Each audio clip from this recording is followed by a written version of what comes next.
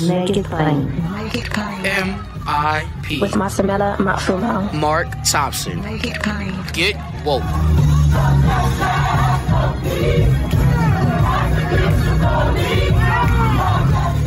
Folks, today we have more from Selma and the 56th anniversary Bridge Crossing Jubilee. Of course, we spoke with the Reverend Dr. Willian J. Barber II, Bishop Barber, about the relationship between poverty and voting rights and continuing Dr. King's work. And hey, what better day to do it? It is Monday, as in Moral Monday. Here's Bishop Barber. Continuing the work that Dr. King began, to be clear, the civil rights movement didn't just end. It wasn't that it became unpopular. Our leaders were martyred. And Malcolm X himself was martyred barely 2 weeks after visiting Selma and standing with Mrs. King. And because our movement didn't end the way it should have never ended, Dr. King has left us the plan for the Poor People's Campaign, and Bishop Barber has picked it up. And so we're happy to have him pick up that baton and move forward.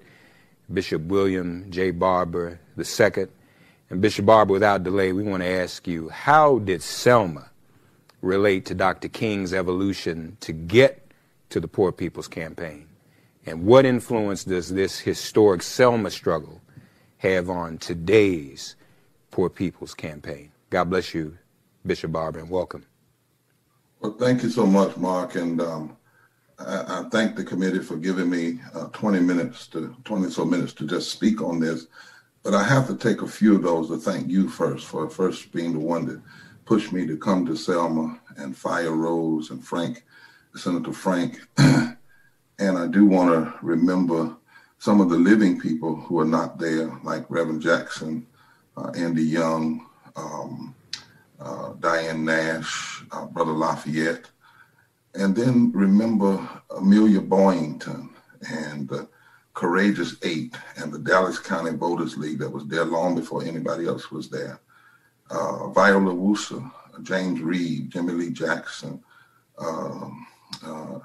John Lewis, of course, Brother Williams, Hosea Williams, Coretta Scott King. And yes, I'm glad you brought up Malcolm, who would come down, because I think we have to remember all of them. They're speaking to us even in the spirit.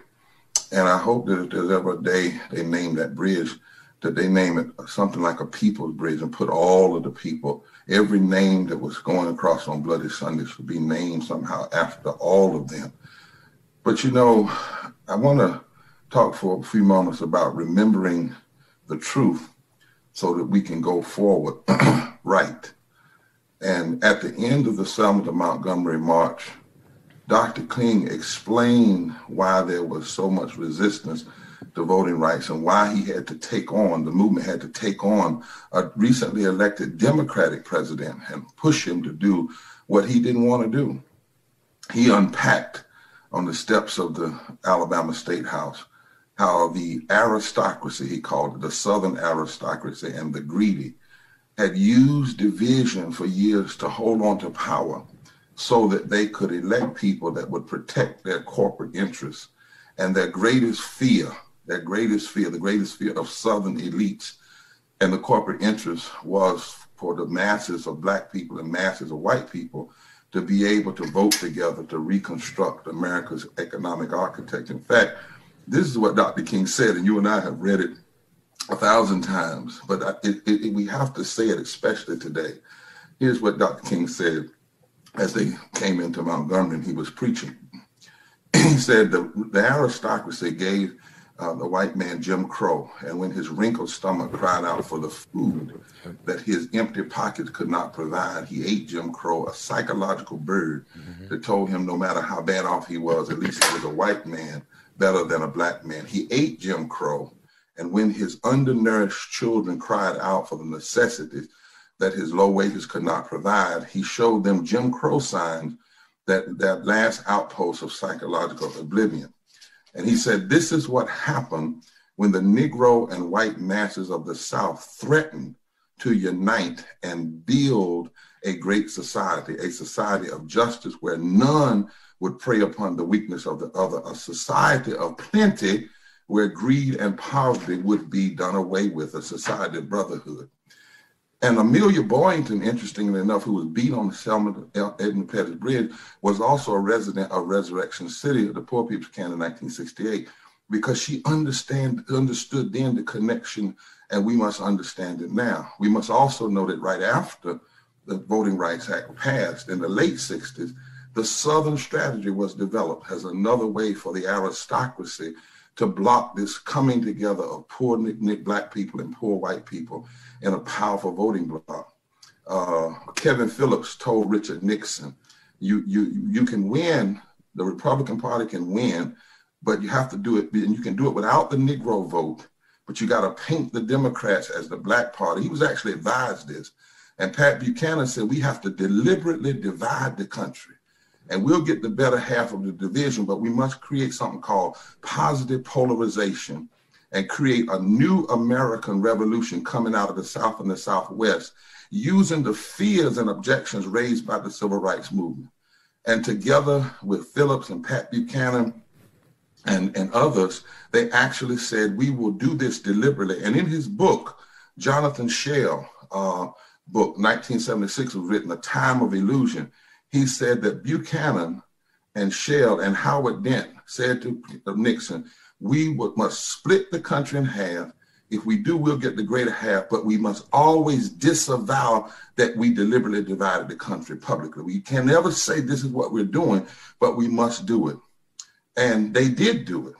And they followed the plan, and the plan was put in place to ensure a split in the South from Maryland to New Mexico that would keep Black and white people from coming together in mass and voting out the extremists. And it would allow the extremists to stay in who would cater to the desires of the greedy and the aristocracy. And it's called the Southern strategy. And that strategy has been with us. It was the audience that was created that Donald Trump played to. He didn't create the audience. The audience was created 50 years before him. But all of it comes out of it. Fox News, the Tea Party, birthism, Trump's MAGA movement, the insurrection we just witnessed at the Capitol, all of that comes out of the decision after Selma to continue to try to find a way to keep Black and white, poor and low wealth people from coming together. And they have been vigilant, March. They have maintained focus. They have put billions of dollars into this deliberate polarization. But I also want to say today to my friends that King's diagnosis of, and the March from Selma to Montgomery's diagnosis of America's identity crisis can actually help us move forward today. First of all, right now in this moment, as some people want to go back across the Edmund Pettus Bridge, we must understand why it is. And it is because of the possibility based on the current demographics. New data shows that a progressive future is coming, and in fact already is in the South. It just has to be organized. The South is at a moment of great demographic shifts, thanks to the African-American remigration and Latino and Asian immigration. The population of people of color in the South, where 1/3 of all poor people live in the South and 1/3 of all poor white people live in the South, but the demographics have exploded.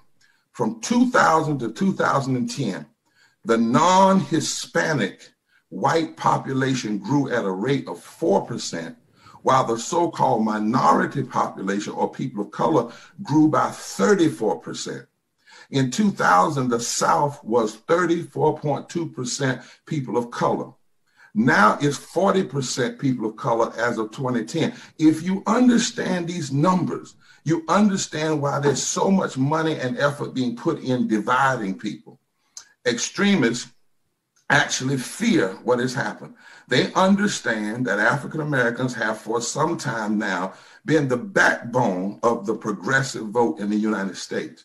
And you should understand that the extremists that have the states in the South, particularly, that every voter suppression state, like Alabama, is also a high poverty state, not just high Black poverty, low health care, low income, anti-union, cutting low funding for public education.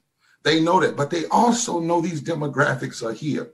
That's why there was so much giddiness when the Voting Rights Act was gutted in 2013. That's why Mitch McConnell today, for 2,811 days today, refused to put a bill forward and to allow the Congress to do what the Supreme Court said it had to do, and that was reinstate the Voting Rights Act.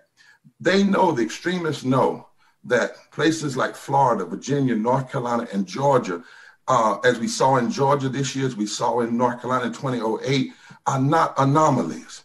They recognize that in every state, we did a study this year that actually showed that in 15 states across this country, 15 states, many of them in the South, North Carolina, Georgia, Alabama, Texas, Mississippi, and others up in the Midwest, if just 1 to 22% of poor and low wealth people would organize, the people that Dr. King talked about at the end of the Selma to Montgomery March, not 30%, not 40%, but 1 to 22%. In some states it's 10%, some states is 1, some states is 22.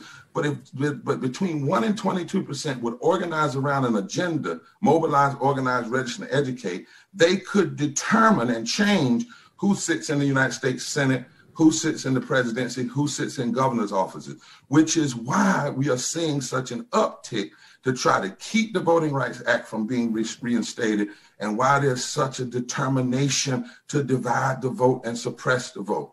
We know that every state that was backwards in 1965 is still trying to stay backwards in 2022, which is why we must remember the logic of Dr. King and the movement from Selma to Montgomery is to build a movement that connects voting rights and economic justice.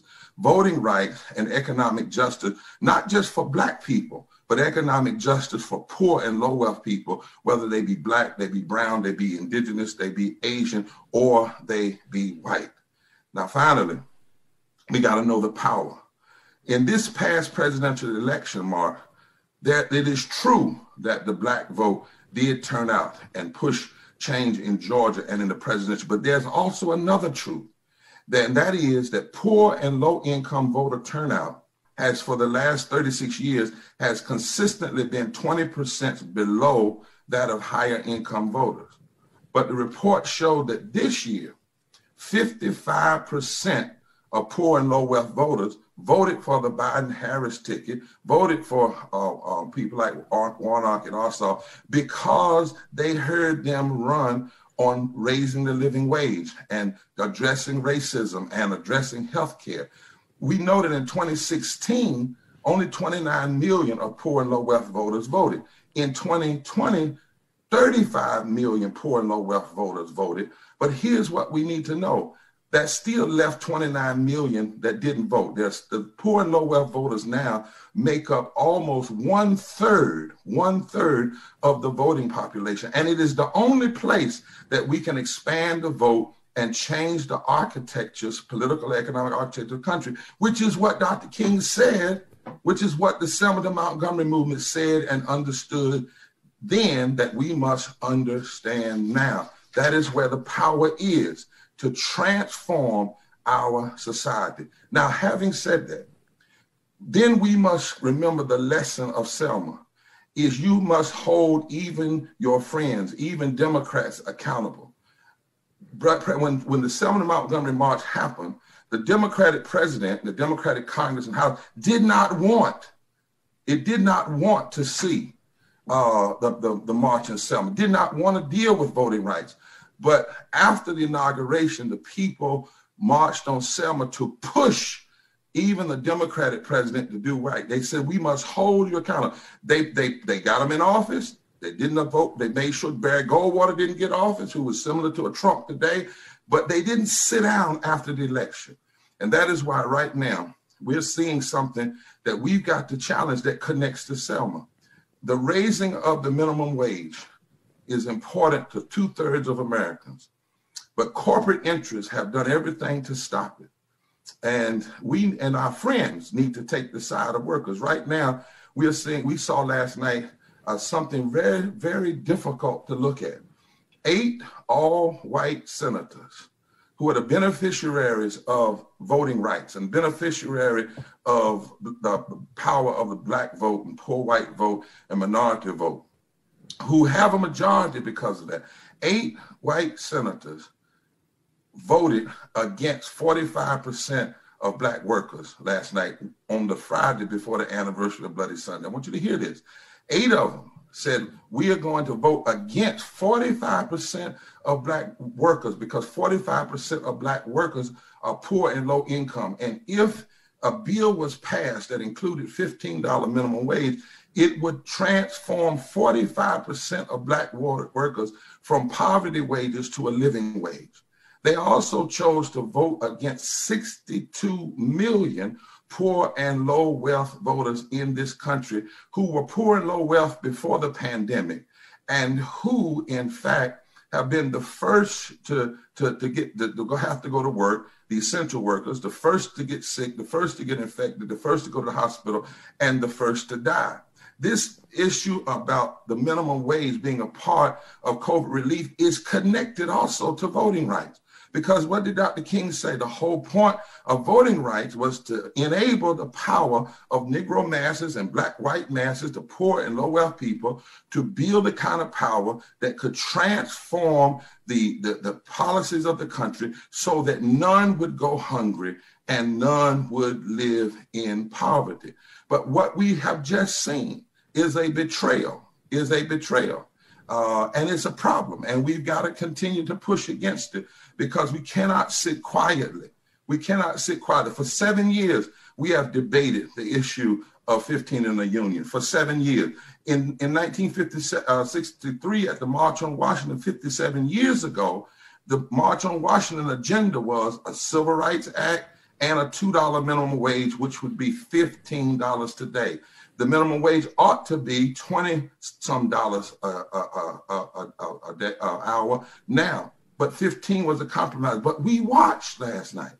We watched the House vote. We watched the majority of the black caucus in the House vote for a living wage, and then 8 white senators joined 50 Republicans who will never join them on anything, voted down the House bill.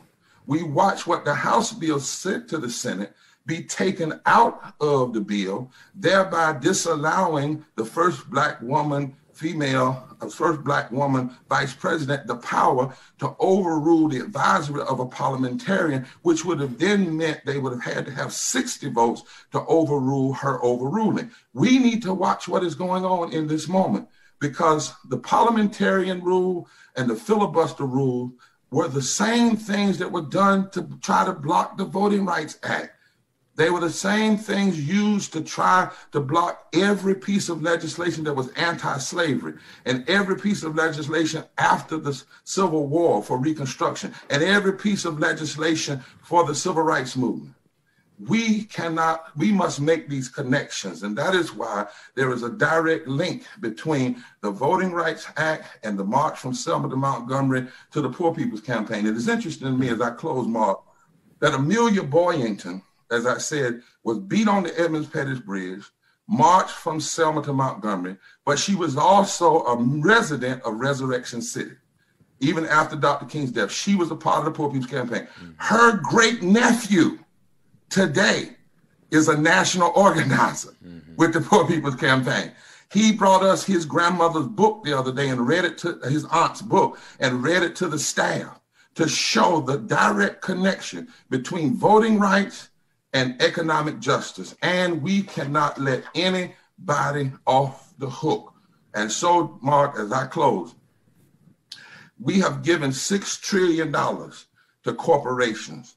84% of the first CARES Act went to banks and corporations. $1.2 trillion went to them without even going through the Congress. We cannot stand by. We have to fight to institute full restoration of the Voting Rights Act, and we have to institute full voting reforms that ensure voting is the holiday. We have to ensure same-day registration, early voting, mail-in. We have to have full restoration of the Voting Rights Act. And it can't be a Voting Rights Act that has the name of John Lewis, but it has so many clauses and so many hidden pieces in it that the states that were once covered won't even be able to be covered again. We have to make sure that we recognize we lose $1 trillion every year from child poverty. We lose $3 to $4 trillion every year from gender inequality in wages. We have to recognize now one military contract from Boeing could cover every state, including Alabama, that has denied the Affordable Care Act. And we have to know that the people who denied the voting, the passing of the Affordable Care Act in these southern states particularly, they have their power because of voter suppression.